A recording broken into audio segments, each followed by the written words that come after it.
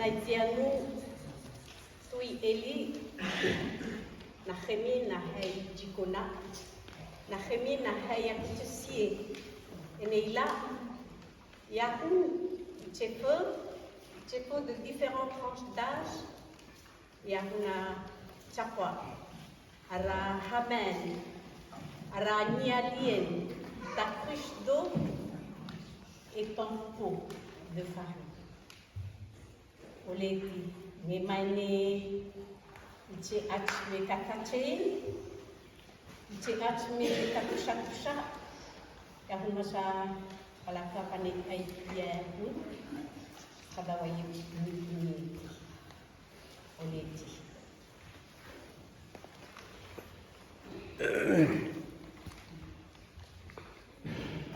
Ce récit nous amène dans la deuxième moitié du IXe siècle avant Jésus-Christ, sous le règne d'Akab, roi d'Israël, marié à Jézabel, fille du roi de Sidon. Akab fit ce qui est mal aux yeux de l'Éternel, plus que tous ceux qui avaient été avant lui. C'était un roi idolâtre, il avait construit un autel pour le dieu Baal et se prosternait devant lui. Il adorait tous les dieux païens. Avec un tel roi, Israël courait à sa perdition. Dans cette situation dramatique, Dieu va donc agir. Il va inspirer l'un de ses grands prophètes, Élie, pour rencontrer le roi Akab et lui prédire dans 1 Roi chapitre 17, verset 1, « Il n'y aura ces années-ci ni pluie ni rosée, si ce n'est à mon commandement. » Et la parole de l'Éternel fut adressée à Élie en ces mots. Élie, pars d'ici et dirige-toi vers l'Orient.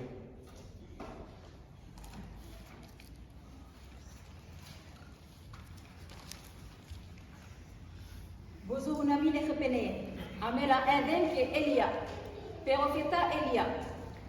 Je m'appelle Élie et je suis un prophète que Dieu a puissamment utilisé. L'Éternel m'a dirigé vers le roi Achab pour prophétiser la sécheresse. Il m'a conduit dans un endroit désert près d'un torrent pour m'y réfugier. Il m'a ravitaillé par des corbeaux. Il m'a envoyé vers la veuve de Sarepta. C'est vraiment merveilleux. J'ai vécu une expérience vraiment extraordinaire avec Dieu, mon Créateur. À l'heure de la sécheresse du pays, la sécheresse du cœur, la sécheresse matérielle, la sécheresse spirituelle, Dieu ne m'a pas abandonné.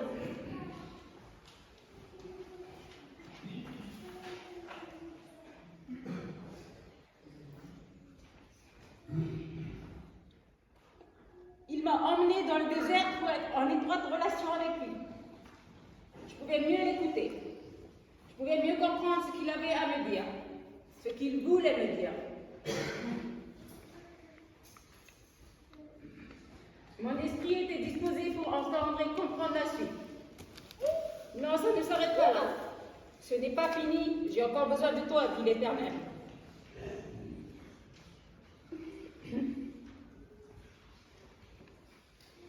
Ta marche avec moi est longue. Et longue, ce n'est pas encore fini. Tu as encore une mission. Une mission.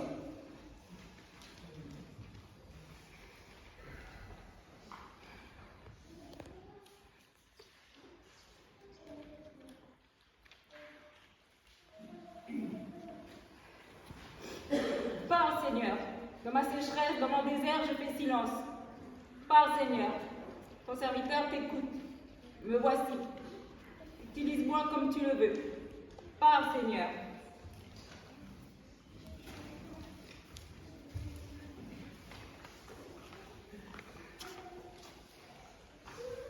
Bozu, unamine repene. Enini la sinéphone et Sarapeta. Bonjour. Je suis la veuve de Sarapeta. Je ne comprends pas pourquoi Dieu a envoyé Élie vers moi. Je ne suis pas comme vous. Je ne suis pas de chez vous. Je suis la veuve étrangère de Sarapeta. Je ne suis pas de la culture spirituelle d'Israël. Je suis païenne. Je ne crois pas en Dieu. Mon Dieu à moi, c'est Baal, un Dieu de richesse, plein de richesse, mais qui n'a même pas pu me sauver. moi et ma famille, pendant toute cette sécheresse. Ô Éternel, pourquoi avoir posé ton regard sur moi? Moi, une pauvre veuve étrangère. Pourquoi avoir envoyé Élie vers moi? Que puis-je t'offrir avec ma pauvreté? Que puis-je t'offrir avec le peu de farine et le peu d'huile qui me reste en réserve? Mais Seigneur, sur ta parole, je ferai ce que tu as ordonné.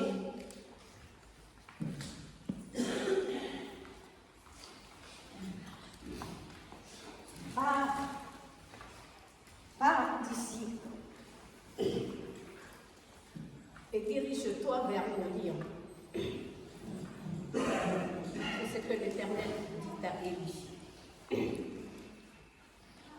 Lève-toi et va vers la veuve de Sarepta. Combien de fois dans la Bible, on retrouve cet ordre de Dieu. Pars, to there, là où le Seigneur t'a envoyé, pas là où tu veux aller, mais là où Dieu t'a envoyé. Ces deux verbes, pars, lève-toi et va. L'Éternel te dit qu'il est temps.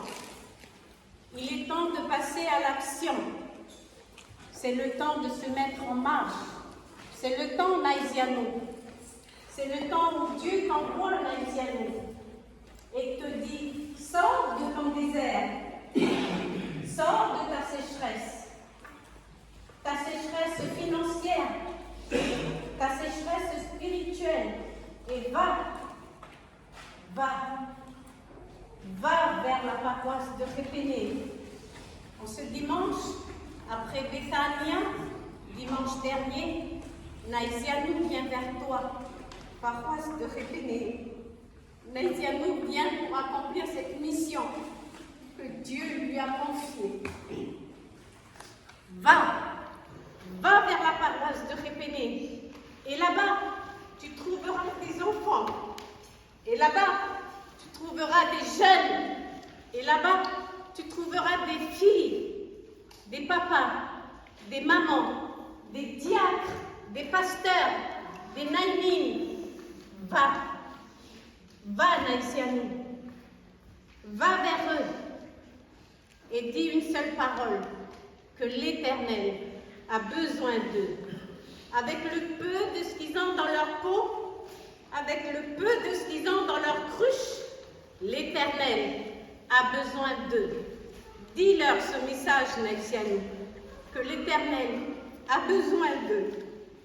Quand l'Éternel s'est adressé à Élie, Élie n'a pas murmuré. Élie est parti avec foi. Élie est parti dans ce désert, près du torrent de Kérit. Il est parti et il a obéi à Dieu. Il a obéi à Dieu parce qu'il savait que Dieu allait l'utiliser puissamment. Parfois, on ne voit pas la puissance de Dieu se manifester au milieu de nous parce qu'on est toujours là, on n'écoute pas la voix de Dieu, on veut toujours rester dans notre petit cocon. Mais aujourd'hui, Naïsianou te dit, va car l'Éternel a besoin de toi. Et c'est pourquoi l'Éternel envoie Élie vers la veuve de Sarepta. Et quand il envoie Élie vers la veuve de Sarepta, Élie obéit totalement pour ne faire qu'un avec le projet de Dieu. Dieu avait un plan, Dieu avait un projet et Dieu a envoyé Élie. Élie l'a compris et Élie a totalement obéi pour ne faire qu'un avec le projet de Dieu. Dans ce texte, on a deux exemples de foi. Si Élie a eu cette foi pour partir, mais la veuve de Sarepta aussi, La veuve de Sarepta aussi a eu cette foi. On a deux exemples de foi. C'est la foi qui bouleverse tout. C'est la foi qui nous fait transpercer tout. C'est la foi qui nous fait aller là où on n'y pense pas. C'est la foi, la lapaoun. C'est ça qui fait la différence. C'est la foi. La lapaoun, c'est la foi. Parce que comment peux-tu écouter la voix de Dieu si tu n'as pas la foi? C'est la foi qui a emmené Élie vers la veuve de Sarepta. C'est la foi qui a fait que la veuve de Sarepta a entendu ce que Élie a dit, a demandé. Et elle répond, mais je n'ai qu'une poignée de farine. Mais Élie ne s'est pas découragé. Élie est un grand prophète. Élie lui dit, il l'apaise, il la rassure. Ne crains point. Ne crains point, Unami Niwawa. Ne crains point. Et n'y a aucun que c'est ni ne crains point. J'ai besoin de toi. Lève-toi. Lève-toi, j'ai besoin de toi. Lève-toi et je serai avec toi dans ton chemin. Je marcherai avec toi dans ton chemin. Et cette fois, une pauvre veuve qui n'était même pas ecclésia, qui n'était même pas israélienne, qui n'était même pas dans cette culture divine, spirituelle d'Israël, c'était tout simplement une pauvre veuve étrangère, eh bien, elle a accepté. Elle a accepté. Et Élie ne va pas s'arrêter là. Élie va lui dire, et ce petit mot très important du texte, d'abord, seulement prépare-moi d'abord avec cela un petit gâteau et tu me l'apporteras. Tu en feras ensuite pour toi et ton fils. Élie a dit, ce n'est pas pour être le premier servi. Non. Élie a dit ça, les enfants, écoutez bien. D'abord, vous savez ce que ça signifie dans le dictionnaire. D'abord pour l'Éternel. D'abord pour Dieu. Et toi, après. Ensuite, toi et ton fils. Ensuite, voilà, après. Mais d'abord pour Élie, d'abord pour l'Éternel. Est-ce que tous les jours de notre vie, on donne cette place à Dieu, on donne cette priorité à Dieu dans nos vies personnelles, dans notre foi personnelle? Matthieu chapitre 6, verset 33 nous dit ceci. Cherchez d'abord le royaume de Dieu et sa justice, et toutes ces choses vous seront données en plus. Et toutes ces choses vous seront données en plus. Mais pourquoi on n'a pas en plus? Pourquoi on est toujours là, on ne reçoit rien, et on est toujours là, prier. Mais Seigneur, s'il te plaît. Parce que la parole dit, cherchez d'abord le royaume de Dieu. Et toutes ces choses vous seront données en plus. Et c'est parce que la veuve de Sarepta a accepté d'abord de faire ce petit gâteau pour Élie, pour l'Éternel, que l'Éternel a ouvert les écluses du ciel. L'Éternel a fait pleuvoir sur elle toute la pluie de bénédiction. Toute la pluie de bénédiction. Et c'est ce qu'on attend tous les jours. On demande à l'Éternel ses bénédictions. Mais voilà, il y a une condition. D'abord, l'Éternel. D'abord. Et toutes ces choses vous seront données en plus. Comme la veuve de Sarepta. Quand Dieu a ouvert les écluses du ciel et a fait pleuvoir toutes les bénédictions sur elle, eh bien le texte nous dit qu'elle a été bénie. Elle a été bénie. Non seulement elle, mais son fils, sa famille. Les bien-aimés de Répéné, les bénédictions de Dieu, si toi tu le demandes et que tu as la foi, eh bien c'est pas pour toi tout seul. Les bénédictions de Dieu, ils contaminent aussi tes enfants, ils contaminent aussi ta famille, ils contaminent aussi ta paroisse, juste à cause de la foi d'un seul. Juste à cause de la foi d'un seul. Alors, affermis ta foi. Affermis ta foi, femme de Khépéné. Affermis ta foi, papa de Khépéné. Affermis ta foi, Naïmine de Bethania. Affermis ta foi. Affermis ta foi parce que Dieu a une grande promesse pour toi. Dieu a une grande promesse pour toi et Dieu a encore plein de bénédictions. Là où il y en a plein, il y en a plein. Voilà. Et sois comme cette veuve de Sarepta. Vous avez vu tout à l'heure, c'est pas moi normalement qui devais donner le message. C'est pas moi qui devais donner le message. Mais j'ai saisi l'occasion parce qu'on parle d'une femme. On parle d'une femme. Et il n'y a pas d'hasard avec le Seigneur. Améméla, premier Amaman, la mariage, famille Kaimo, la mariage Iwadjad. Il n'y a pas d'hasard avec le Seigneur. Et on va terminer notre message comme ça. Vous avez compris que la femme de Sarepta, elle a été bénie. Elle a été bénie parce qu'elle a mis Dieu d'abord. Dieu d'abord. Alors je vais demander à Mélisse de venir ici. Future femme, encore jeune fille, future femme. Les enfants, je vais vous demander de pousser. Je vais demander à White de venir à côté de Mélisse. Je vais demander à Wadjoussa, elle est là? Wadjoussa?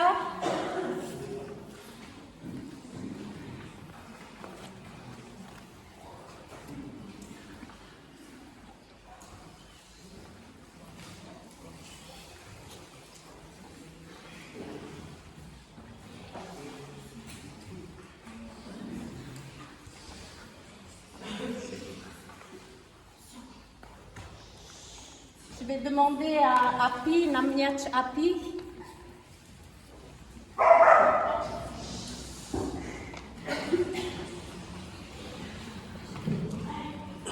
Je vais demander à Marie.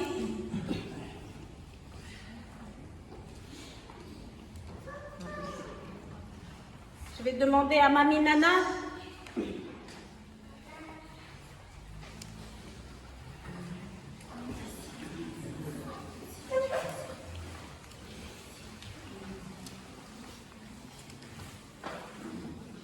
Demander à Maman Chanel.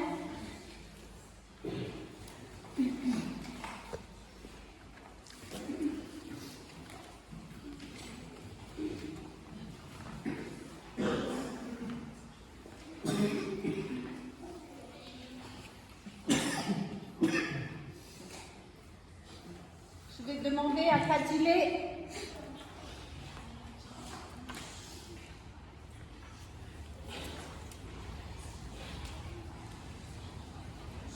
Je vais demander à Mamie Martha.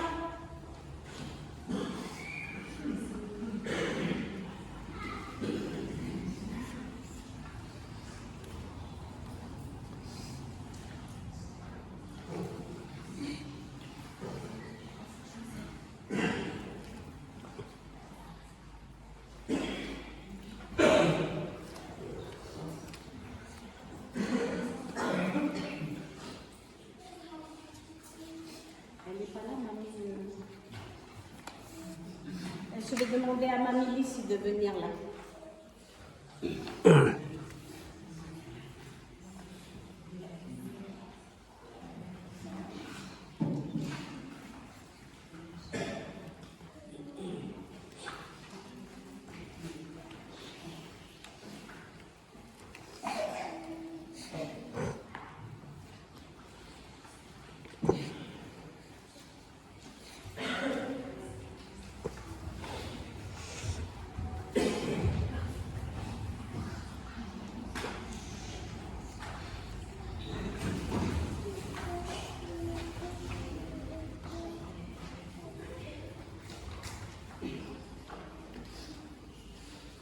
Pardon, ouais, et la première fois, et on a la part, et on a On veut concrétiser notre message.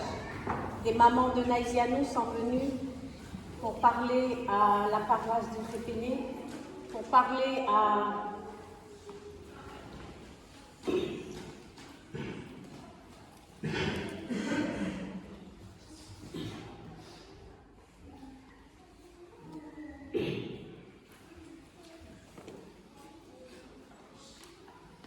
Mélissa.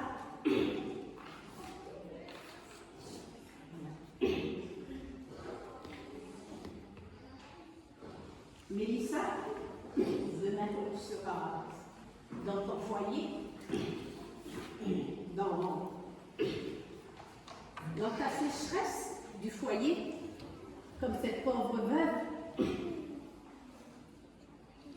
Eh bien,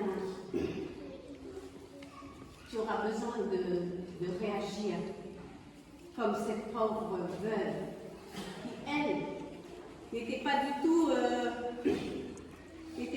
chrétienne. C'était une païenne. Et elle a accepté de donner la priorité, malgré qu'elle n'avait plus de famille, malgré qu'elle n'avait plus de... Elle a accepté de servir d'abord l'Éternel. Toi, tu as été mono d'école du dimanche. Tu as écouté ce que l'Éternel t'a demandé et tu t'es donné tous les dimanches pour venir ici, dans le temple de Répéné. Tu as été comme cette veuve. Tu as donné de ton temps d'abord pour Dieu.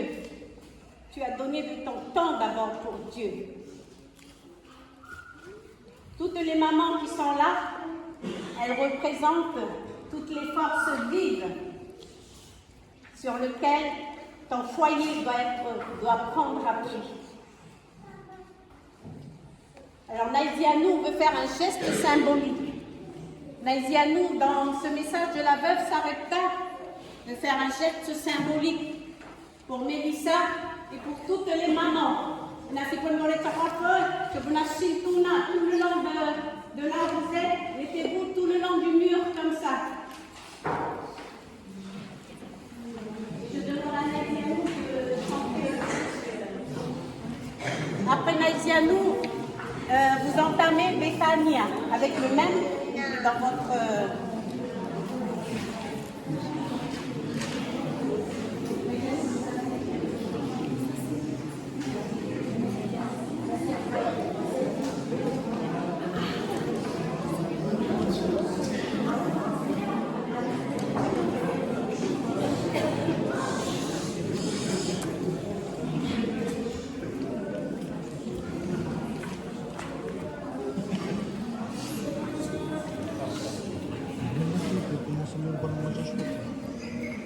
Alléluia.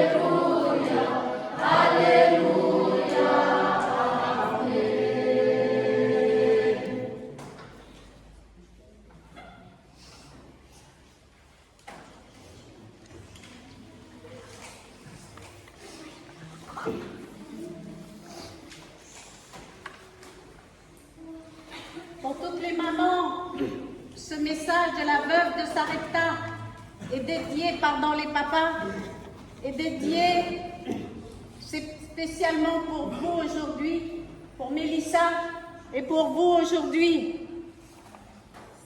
Namine Repene, Oumaneni Bethania, les enfants de Naïsianou. Dieu a envoyé, comme il a envoyé Élie, pour te dire qu'il a besoin de toi. Si tu saisis par la foi, comme la pauvre veuve, ce message, ta farine qui est dans le pot ne manquera pas, et ton huile qui est dans ta cruche ne diminuera pas, de génération en génération. Ainsi parle l'Éternel, le Dieu d'Israël. Amen.